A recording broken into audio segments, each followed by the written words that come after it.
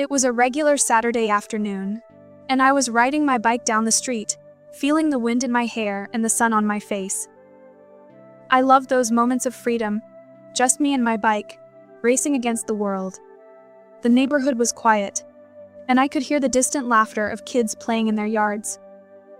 I felt so alive, so carefree. But then, everything changed in an instant. As I pedaled faster, I noticed a car approaching from the side street. I thought I had enough time to cross, but suddenly, the car sped up. I remember the panic that surged through me as I realized I was in danger. I tried to brake, but it was too late. The impact was like a thunderclap, and everything went dark. I don't remember much after that.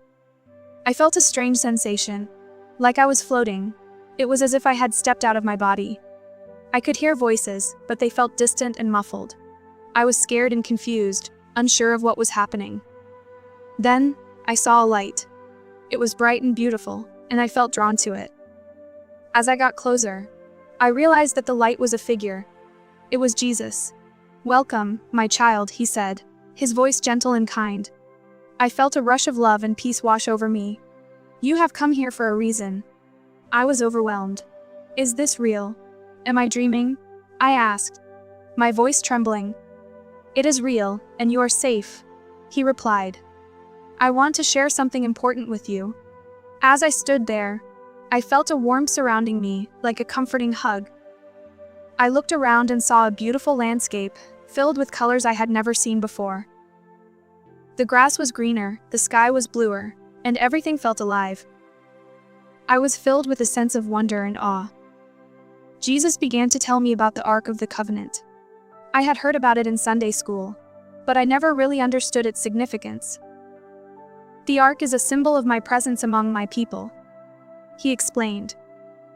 "It holds the tablets of the law, a reminder of my covenant with them."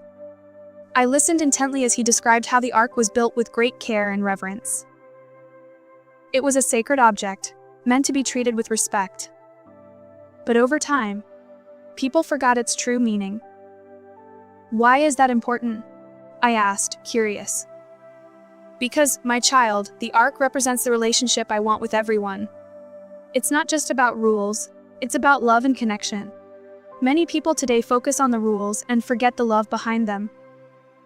I thought about my own experiences. I had seen people argue about religion, pointing fingers and calling each other names. But how can they change? I wondered aloud. They must remember the heart of my teachings. Love your neighbor as yourself. Show kindness, even to those who disagree with you. That is the way to truly follow me. As we talked, I felt a sense of urgency. "What do you mean? What are they doing wrong?" I asked. "Many Christians have lost sight of the true message of love and compassion. They focus too much on judgment and not enough on understanding. They forget that I came to show them how to love one another." I thought about my own experiences. I had seen people argue about religion, pointing fingers and calling each other names. But how can they change? I wondered aloud. They must remember the heart of my teachings. Love your neighbor as yourself. Show kindness, even to those who disagree with you. That is the way to truly follow me. As we talked, I realized how much I wanted to understand more. "What about faith? How can people strengthen their faith in you?" I asked. "Faith is like a seed. It needs nurturing to grow. Encourage others to pray, to read the scriptures, and to seek me in their hearts. When they do, their faith will blossom." I thought about my own faith journey. I had struggled with doubts, but I also felt moments of deep connection. I want to help others find that connection, I said, feeling inspired. Jesus smiled at me, and I felt a wave of warmth. That is the spirit I want to see in my followers. Go out into the world and spread love and kindness. Be a light in the darkness. I nodded, feeling a sense of purpose. But how can I do that? I'm just a kid. Every act of kindness matters. No matter how small. A smile, a helping hand, or a kind word can change someone's day. Encourage your friends to do the same. Together, you can create a ripple effect of love. As our conversation continued, I felt a pull, like I was being called back. "Is it time for me to go?" I asked, a mix of sadness and understanding in my voice. "Yes, my child, but remember that I am always with you.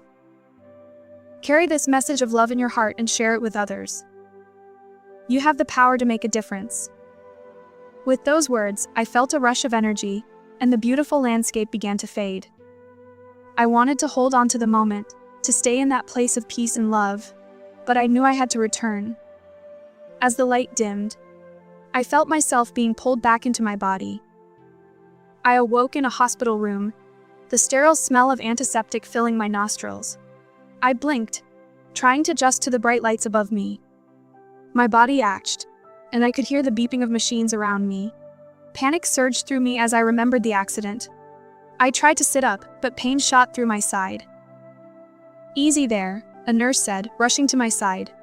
"You've been in an accident. You need to take it slow." I looked around, my heart racing. What happened? Where's my narration? Is everyone okay? "You were hit by a car, but you're going to be all right. You're in the hospital, and we're taking good care of you," she reassured me. As she spoke, I felt a sense of calm wash over me. I remembered Jesus' words and the mission he had given me. I had to share the message of love and kindness, no matter what happened next. Days passed as I recovered. I had time to think about my experience and the lessons I had learned. I wanted to make a difference, to be a light in the world.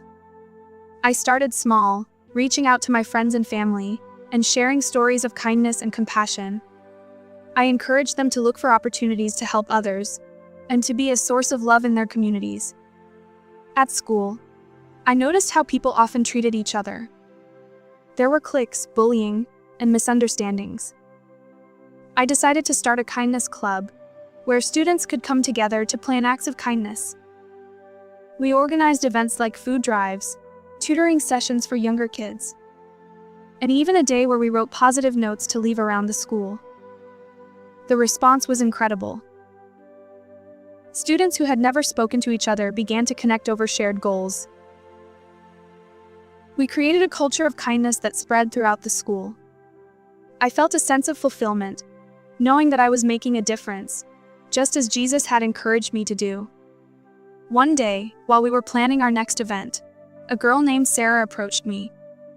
She looked upset, and I could see tears in her eyes. "Can I talk to you?" she asked, her voice trembling. "Of course," I replied, leading her to a quieter corner of the room. "What's wrong?" "I feel so alone," she said, wiping her tears. "I don't have many friends, and sometimes I feel like no one cares." My heart ached for her. I remembered Jesus' message about love and connection. "You're not alone, Sarah. We all care about you. You're welcome to join our kindness club. We'd love to have you." Her eyes lit up, and she smiled for the first time. "Really? You mean it?" "Absolutely. We're all about spreading kindness and making friends. You can help us plan our next event." From that day on, Sarah became an integral part of our group. She brought new ideas and energy, and I could see her confidence grow. It was a beautiful reminder of how love and acceptance could change someone's life. As the months went by, our kindness club continued to thrive. We organized a community clean-up day, where we picked up litter in the local park and planted flowers. We visited a nursing home, bringing homemade cards and spending time with the residents. Each act of kindness brought us closer together and created a ripple effect in our community. One afternoon, as we were cleaning up the park, I noticed a group of kids sitting on a bench, looking bored and disinterested. I felt a tug in my heart, remembering how Jesus had encouraged me to reach out to others. I approached them with a smile. "Hey there. We're cleaning up the park and would love your help. Want to join us?" They looked at each other, unsure at first. But then one of them shrugged and said, "Sure, why not?" As they joined us, I could see their attitudes shift. They started laughing and joking, and soon they were fully engaged in the work. By the end of the day, we had not only cleaned up the park, but also made new friends. That experience taught me the power of reaching out. It reminded me that everyone has the potential to be a source of love and kindness, no matter their background or circumstances. I felt grateful for the lessons I had learned from Jesus and the opportunity to share them with others. As the school year progressed, I continued to look for ways to spread kindness. I organized small events, like compliment days and random acts of kindness challenges, encouraging students to engage with one another and foster connections. I was amazed at how quickly the culture shifted. Students who had once been isolated began to form friendships, and the atmosphere became more inclusive. One day, while I was working on a project for the Kindness Challenge, I received a message from a student I had never met before. She reached out to thank me for the initiatives we had started and shared how they had helped her feel more included at school. Her words touched my heart, and I realized that the ripple effect of kindness was far-reaching. As the school year continued, I sought out opportunities to engage with my peers. I joined a service organization that focused on local outreach, and I was thrilled to find like-minded individuals who shared my passion for kindness. Together, we organized events, volunteered at shelters, and raised awareness for important causes. One day, while volunteering at a local food bank, I met a woman named Maria. She was a single mother struggling to make ends meet, and her story touched my heart. I felt compelled to help her, and I shared her story with my organization. We rallied together to provide support, organizing a fundraiser to assist her in getting back on her feet. The experience reminded me of the power of community and the impact we could have when we came together for a common cause. It was a beautiful example of how kindness could create a ripple effect, changing lives for the better. As the years went by, I found myself reflecting on the journey that had brought me to this point. I had faced challenges, but I had also experienced incredible joy and fulfillment. I was grateful for the friendships I had formed and the lessons I had learned along the way. One day, while attending a community meeting, I was approached by a young woman named Emily. She had heard about my work and was eager to get involved.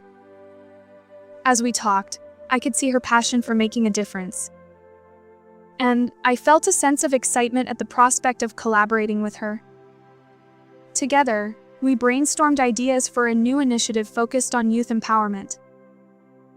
We wanted to create a program that would provide mentorship and support for young people in our community, helping them develop the skills and confidence they needed to succeed. We reached out to local schools and organizations, and soon we had a team of dedicated volunteers, ready to make our vision a reality. As we launched the program, I was filled with hope.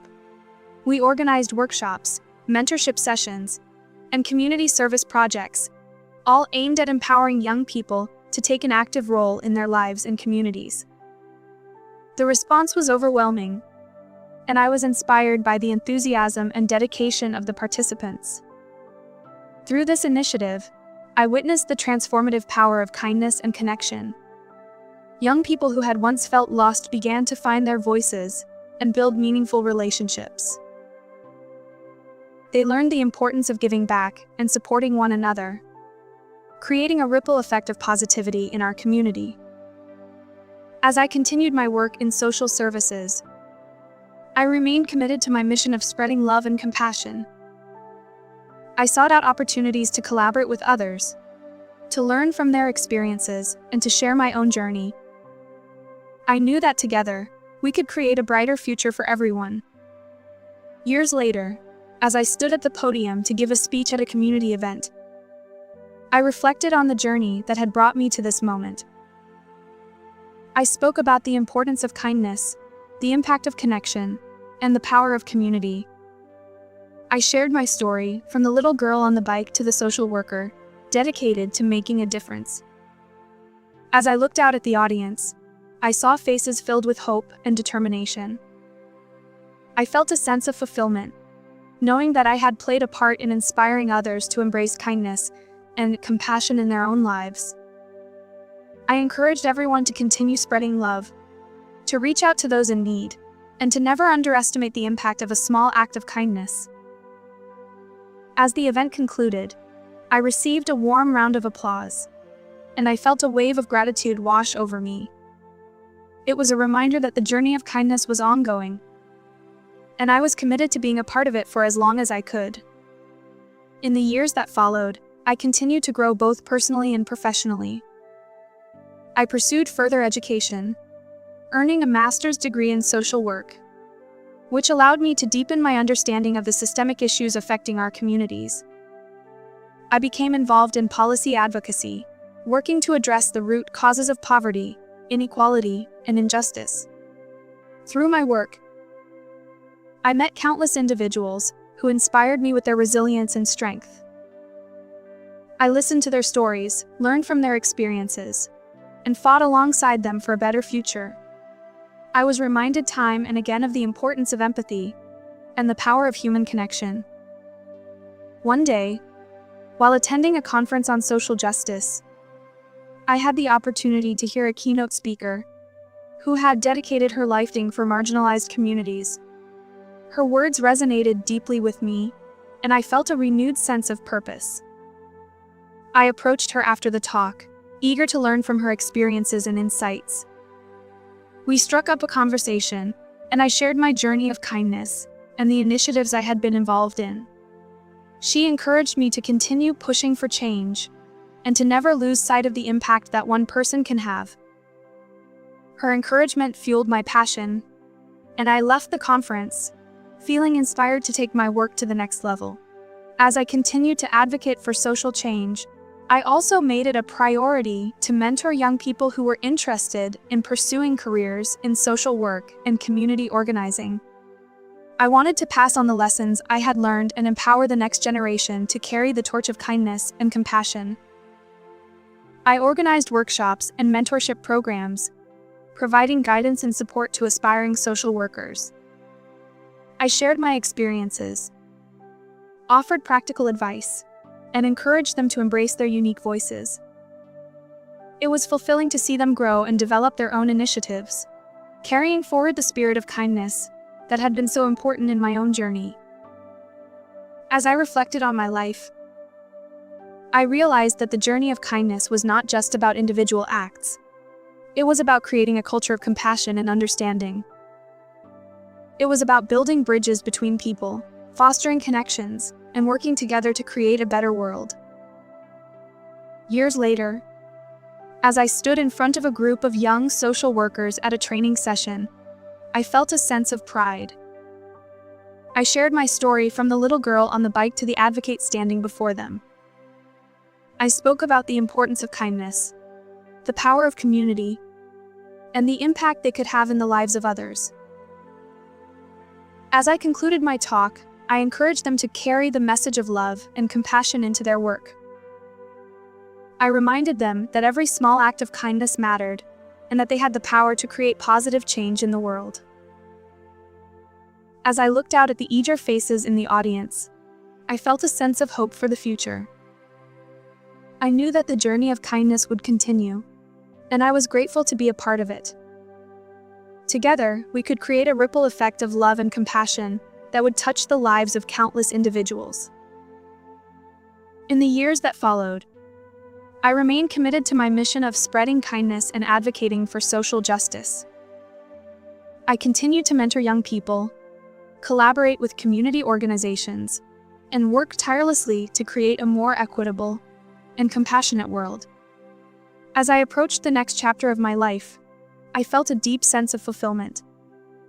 I had learned that kindness was not just a project or a club, it was a way of life.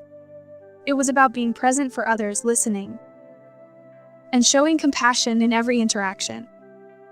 I knew that the journey of kindness would never truly end. It would continue to evolve, grow, and inspire new generations to embrace love and compassion. And as I look back on my own journey, I felt grateful for the experiences that had shaped me and the lessons I had learned along the way. With a heart full of hope and a commitment to kindness, I stepped into the future, ready to embrace whatever challenges and opportunities lay ahead. I knew that, As long as I carried the spirit of love and compassion with me, I could make a difference in the lives of others and contribute to a brighter, more compassionate world.